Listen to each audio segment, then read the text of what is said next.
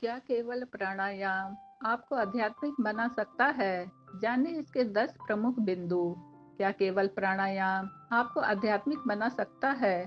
यह प्रश्न योग और अध्यात्म के क्षेत्र में गहन चिंतन का विषय है, क्योंकि प्राणायाम जो योग का अभिन्न अंग है, न केवल शारीरिक स्वास्थ्य को बढ़ावा देता है, बल्कि मानसिक और आध्यात्मिक विकास में भी महत्वपूर्ण भूमिका निभाता है।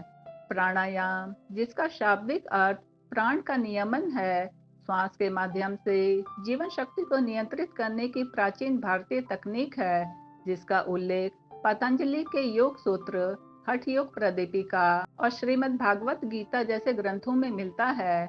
यह वीडियो प्राणायाम के आध्यात्मिक आयामों पर आधारित है, जिसमें 10 प्रमुख बिंदुओं के माध्यम से यह विश्लेषण किया जाएगा कि क्या केवल प्राणायाम ही आध्यात्मिकता की प्राप्ति के लिए पर्याप्त है या इसके लिए अन्य साधनाओं की भी आवश्यकता है।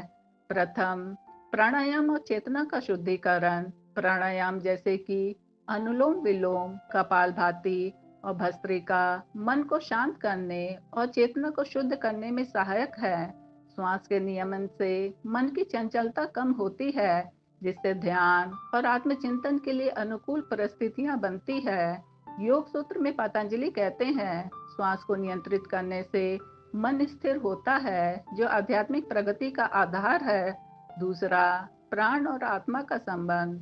भारतीय दर्शन में प्राण को आत्मा का सूक्ष्म रूप माना जाता है। उपनिषदों में प्राण को ब्रह्मांड की जीवन शक्ति के रूप में वर्णित किया गया है, और प्राणायाम इस शक्ति को जागृत कर आत्म साक्षात्कार की ओर ले जाता है। तैत्रीय उपनिषद में कहा गया है, प्राण ही सत्य है। तीसरा, नाड़ी शुद्धि और कुंडलिनी जागरण।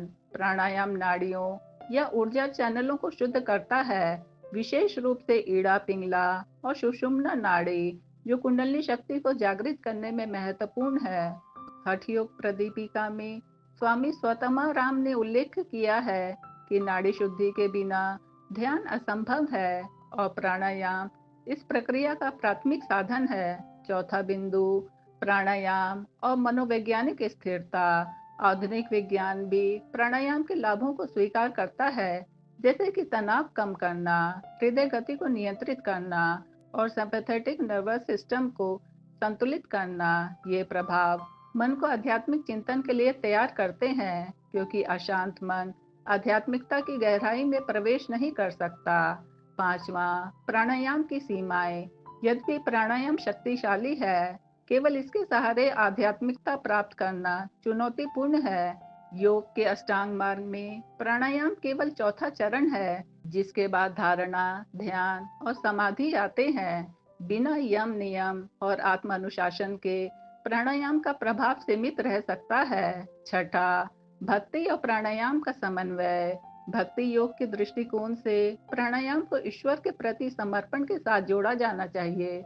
श्रीमद् भागवत गीता में भगवान कृष्ण कहते हैं, भक्ति के बिना पूर्ण आध्यात्मिकता असंभव है। प्राणायाम भक्ति को गहरा कर सकता है, पर यह स्वयं पूर्ण नहीं है। सातवां, प्राणायाम और आत्म अनुशासन।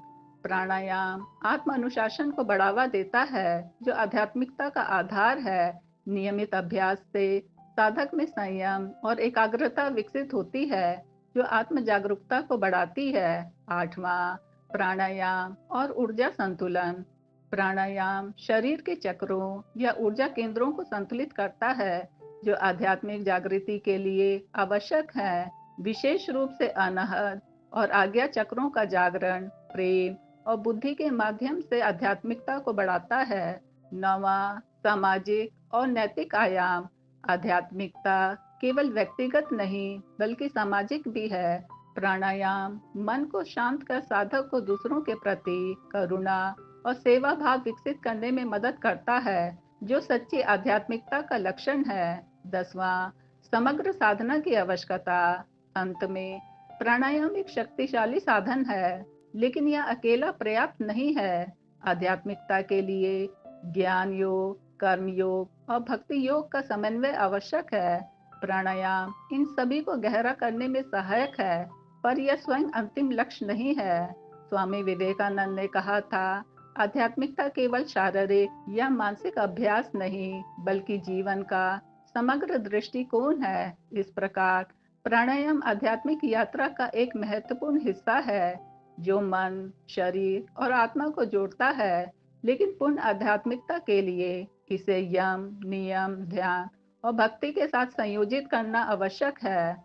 प्राणायाम निसंदेह आध्यात्मिकता की ओर ले जाता है, पर यह केवल एक साधन है, न कि संपूर्ण मार्ग। साधक को समग्र योग मार्ग अपनाना चाहिए, ताकि वह आत्म साक्षात्कार और ईश्वर से एकता प्राप्त कर सके।